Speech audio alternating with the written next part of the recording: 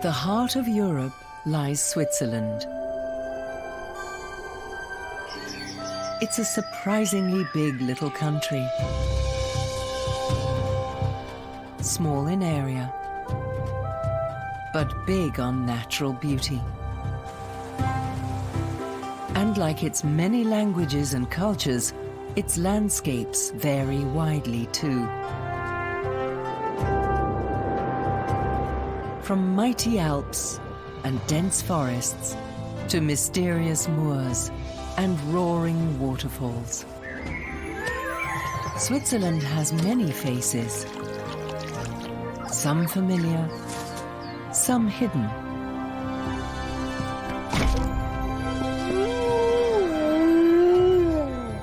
It's a country that's astonishingly rich in variety, wilderness,